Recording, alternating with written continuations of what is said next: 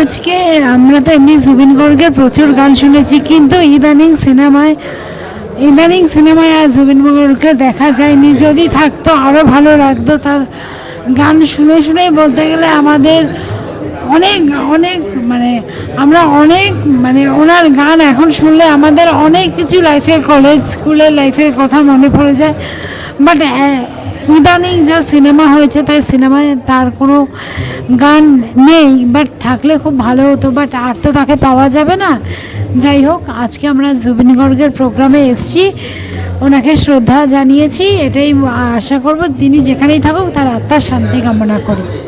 আজকে জুবিন গার্গের অনুষ্ঠানে এসেছি, এখানে এসে খুব ভালো লাগছে। এই যে জুবিন গার্গ স্যারকে শ্রদ্ধা করতে পারছি আমরা, সেটা নিয়ে অনেক মানে আমার নিজেকে গর্ব লাগছে। তবে জুবিন গার্গ যদি আমাদের মধ্যে আজকে বেঁচে থাকতেন তাহলে খুব ভালো লাগতো। এক এক করে কিছু বিশিষ্ট ব্যক্তিদের ইন্টারভিউ তুলে ধরার চেষ্টা করছি, তোমাদের সামনে এক এক করে উপস্থাপন করছি। তোমরা চ্যানেলটাকে প্লিজ সাবস্ক্রাইব করে দাও এবং বেল আইকনটা প্রেস করে পাশে থাকো। ওকে। বহু মানুষের জীবন ধারণ চলতো এই মানুষটার উপরে, ফলে মিউজিক্যাল লস যেমন সত্যি, তেমনি অন্য দিক থেকেও অনেক মানুষ অনাথ হয়ে গেল জুবিন গার্গ না থাকাতে। আচ্ছা, আর একটা কথা, তো এখনকার সিনেমায় তোমাকে সেভাবে দেবদা যেরকম বন্ধু চরিত্রে দেখতাম, সোমনাথ বন্ধু চরিত্রে, এখন কি সেরকম সিনেমা আসছে না? কোথাও কি গাফিলতি হচ্ছে না, তুমি করতে চাইছো না? বন্ধুর চরিত্র দেখেছে, অনেক ছবিতেই দেখেছে, আবার নতুন করে বন্ধু করলে তাহলে আর নতুন কি দেখবে? এই যে খাদান করলাম, সেখানে একটা নেগেটিভ শেডের ক্যারেক্টার ছিল। তারপরে আমার যে ছবি আসছে, একটা ছবি আসছে বিবাহ বিভ্রাট, সেখানে আমি ডাবল রোল করছি। একটি ছবি আসছে বাতিক, যেখানে একটা আমি নিউমেরিক্যাল ডিসঅর্ডারের চরিত্র করছি। এটা ডিফারেন্ট, মানে দেখো, সময়ের সঙ্গে সঙ্গে আমি অভিনেতা, আমাকে সময়ের সঙ্গে সঙ্গে পাল্টাতে হবে, সময়ের মতন করে আমাকে কাজ করতে হবে। যে কাজ আমি একবার করে ফেলেছি, যে কাজ লোকে দেখেছে, সেই কাজ করার কোনো মানে আর তো কোনো জাস্টিফিকেশান নেই না। হ্যাঁ, মানে তুমি নিজেকে পরিণত অভিনয়ের দিকে নিয়ে যাচ্ছ। তো বুম্মাদার সঙ্গে তোমাকে দেখেছিলাম বিক্রম সিংহতে। বুম্মাদা যে ধরনের চরিত্র করে, ওনার সাথে মনে হয় না কখনো অভিনয় করি অন্য চরিত্রে? দেখো, আমি মনে করলেই তো আর হয়ে যাবে না। যারা ছবি বানাচ্ছেন, ডিরেক্টর, প্রডিউসার, তারা যখন মনে করবেন তখন আবার হবে। তো তাদের মনে করার উপর ইম্পর্টেন্ট। রিসেন্ট কী ভালো ছবি আসছে একটু যদি বলে দাও। ওই যে বললাম, বিবাহ বিভ্রাট বলে একটি ছবি আসবে, বাতিক বলে একটা ছবি আসবে, সামনে এই দুটো পাইপলাইনে আছে। বাকি শুটিং শুরু হবে এরকম কিছু আছে? এরকম চলছে, বলবো। ওকে ওকে, থ্যাংক ইউ দাদা। বলছি দাদা, আপনাকে প্রথমে জেনে শুভ বিজয়। আপনার অনেক ছোটোবেলা থেকে না সিনেমা দেখে বড় হয়েছি। আপনার সিনেমাকে দেখে না ভাবতাম এরকম একটা ভিলেনকে মানুষ ভয় পারে। সত্যি আপনার সিনেমাকে দেখে মুগ্ধ হয়েছি। এখন সেভাবে কমার্শিয়াল সিনেমা আপনাকে দেখা যায় না।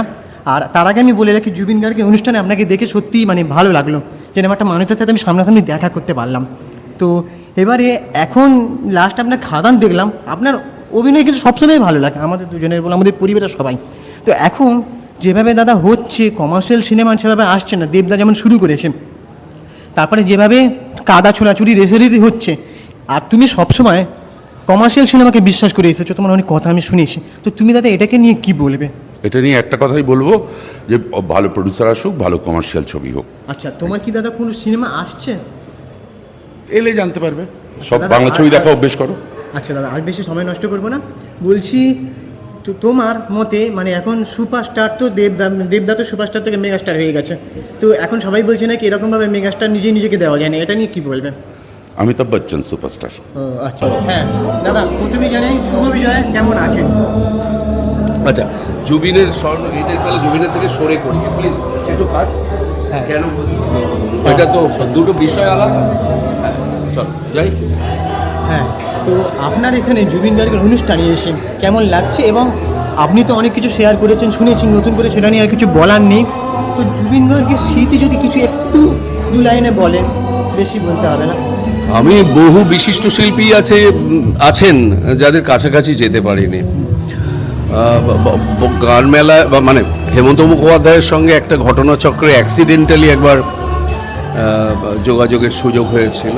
আরও কিছু বড় শিল্পী, আর এত বছর ধরে ইন্ডাস্ট্রিতে আছি, সেগুলো সুযোগ হয়েছে, কিন্তু জুবিনের সাথে বেশার সুযোগ আমার হয়নি। আমি মূলত বাংলা গানের ভক্ত, প্রতিদিন বাংলা গান না শুনলে আমার ভাত হজম হয় না, সেই জন্যে জুবিনেরও আমি ভক্ত ছিলাম। সেই সঙ্গে জুবিনের গান ছাড়াও তার দর্শন, তার জীবন দর্শন, মানুষের পাশে থাকা, মানুষের বিপদে ঝাঁপিয়ে পড়া, গরিব বড় লোকের মধ্যে বিভেদ না থাকা, একটা সামাজিক ইকুয়ালিটির জন্য ও লড়াই করতো, কথা বলতো, সেইটা আমি খুবই শ্রদ্ধা করতাম।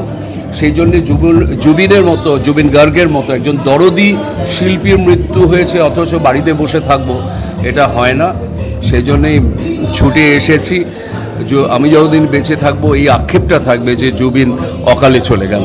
আচ্ছা, আর একটা কথা, আমি ছোটোবেলা থেকেই আপনার অভিনয় দেখছি, যে সিরিয়াল বলুন, সিনেমা বলুন, খুবই ভালো লাগে আপনার অভিনয়। আমার ওয়াইফও সাথে আছে, সেও দেখে, বাড়ির প্রত্যেকটা লোক, ঠিক আছে।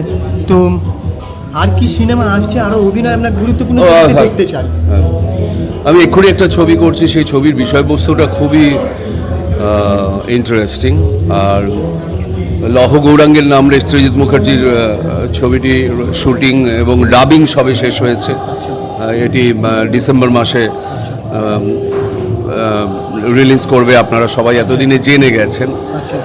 আর আমি যে ছবিটিতে কাজ করছি এক্ষুনি, আমি অপরাজিতা আঢ্য, অঞ্জনা বসু, ফাল্গুনী চট্টোপাধ্যায়, রুমকি চট্টোপাধ্যায় যারা আছেন তাদের কথা নিয়ে বলছি। ছবিটি অত্যন্ত ভালো। এই যে আজকাল ঘটনা দেখছেন, আমার মেয়ের স্কুলে একটা মলেস্টেশন হয় এবং তারপরে সে আত্মহত্যা করে। এই তারপর পরিবারটার কি হয়, ভেঙে চুরে কীভাবে শেষ হয়ে যাচ্ছে, না তারা এই ঘটনা যারা ঘটিয়েছে তাদের শাস্তি বিধানের ব্যবস্থা করতে পারছে। এইটি বিষয়বস্তু যেটা খুবই সাম্প্রতিক এবং কামদুনি থেকে, পার্ক স্ট্রিট থেকে ঘটে যাওয়া যে ঘটনাগুলো, দুর্গাপুর এই সম্প্রতি মানুষের জীবনকে, আরজিকরের ঘটনা বাঙালি সমাজকে যেভাবে নাড়া দিয়েছে, সেরকম বিষয়বস্তু বলে আমার খুব ভালো লাগছে। টেলিভিশনের কাজ তো আছেই, আবার নতুন থিয়েটারের কাজে হাত দিয়েছি এবং একটি থিয়েটার এক্ষুনি চলছে, উৎপল দত্তের দল, পিএলটিতে আমি পাঁজরে দাঁড়ের শব্দ বলে একটি নাটক, হর ভট্টাচার্য লিখেছেন, কমলেশ চক্রবর্তী নির্দেশনা করেছেন, সেটি শো রয়েছে। আচ্ছা আচ্ছা, থ্যাংক ইউ, কথা বলে খুব ভালো লাগলো। আরও এরকম আপনার কাছে অনেক অভিনয় দেখতে চাই। আর বেশি কিছু বলা নেই, লাস্টে সবার মানুষটা কারো কাছে দাদা হিসেবে, কারো কাছে হিরো, কারো কাছে আইডল বা হিরোইজ, কারো কাছে ভাই আসলে কথা আছে।